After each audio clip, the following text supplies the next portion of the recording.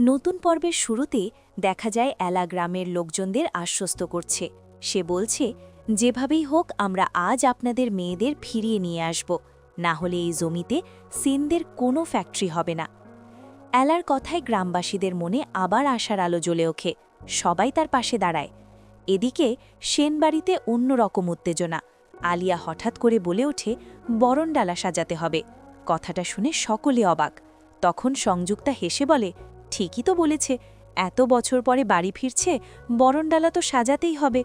কিন্তু পরিস্থিতি মুহূর্তে বদলে যায় যখন দরজায় দেখা যায় আলিয়া, পুরো কনের সাজে, লাল বেনারসি, সিঁদুর, গয়না। সবাই থমকে যায়। প্রশ্নের ঝড় ওঠে, এ কি, কেন এই সাজ? সংযুক্তা এখনও বিষয়টা হালকা করে নিতে চায়, প্র্যাঙ্ক করছে নিশ্চয়ই।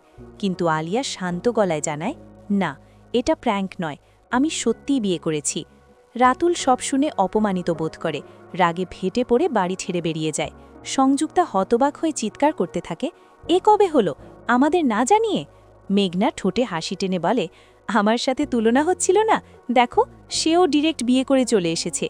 সংযুক্তা কাপা গলায় জানতে চায়, কে সে, কাকে বিয়ে করেছিস? আলিয়া জবাব দেয়, আমার ছোটবেলার ভালোবাসা। এদিকে গ্রামে এলা, চম্পা আর বেলার খোঁজে নেমেছে। সে প্রথমে গ্রামবাসীদের কাছ থেকে জেনে নেয় তারা কি পড়েছিল, শেষ কোথায় দেখা গিয়েছিল। তারপর সবাইকে বাড়ি যেতে বলে, নিজে একা খুঁজতে শুরু করে। ঠিক তখনই দুজন সন্দেহজনক লোক মৈনাককে ফোন করে জানায় এলার খোঁজাখুঁজির কথা। মৈনাক ঠান্ডা গলায় নির্দেশ দেয়, গোরা আর এলাকে ওখানেই আটকে রাখো। এলা যখন মেয়েদের ফোনে কল করে তখনই সেই লোকগুলো সামনে চলে আসে। পরিস্থিতি বুঝে এলা দৌড়ে পালায়। পালাতে পালাতে এক পরিত্যক্ত জায়গায় লুকিয়ে পড়ে। হঠাৎ সে কিছু শব্দ শুনতে পায়। শব্দের উৎস খুঁজতে গিয়ে দেখতে পায় চম্পা আর বেলা বাঁধা অবস্থায় আছে। এলা ওদের ছাড়িয়ে নিয়ে পালাতে গেলে লোকগুলো আবার এসে পড়ে।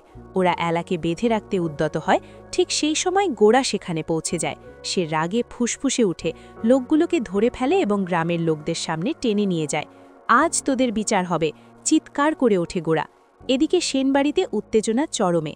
আলিয়ার ঠাম্মি ভীষণ রেগে যায়। সংযুক্তাকে শোনায়, বড় বড় কথা বলছিলি না, কিছুই জানতিস না? সংযুক্তা কান্নায় ভেঙে পড়ে, বিশ্বাস করুন মা, আমি কিছুই জানতাম না।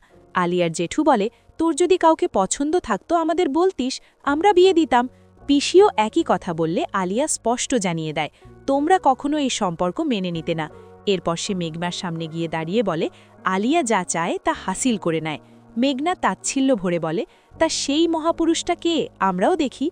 আলিয়া ধীরে ধীরে দরজার দিকে এগিয়ে যায়। সবার সামনে দাঁড়িয়ে উচ্চস্বরে ডাকে, মৈনাক।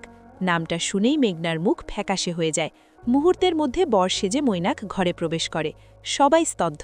এই পর্বটি এখানেই শেষ হয়। আগামী পর্বে দেখা যায় গোরা বিশ্বাস করতে পারছে না আলিয়া বিয়ে করেছে। এরপর আলিয়া মৈনাক গোরাকে চমকে দিয়ে ওকে প্রণাম করে ওর আশীর্বাদ চায় আর বলে, আশীর্বাদ করো যেন আমি তোমার বোনকে সারা জীবন সুখে রাখতে পারি। গোরা কথা বলার ভাষাই যেন হারিয়ে ফেলে এসব দেখে। এরপর এলা মৈনাককে বলে, আমি ভালো করেই জানি এসব আপনার ষড়যন্ত্র। আমি থাকতে আলিয়ার কোনো ক্ষতি আমি করতে দেব না, ঠিক যেমন গোরার কোনো ক্ষতি আমি করতে দেইনি।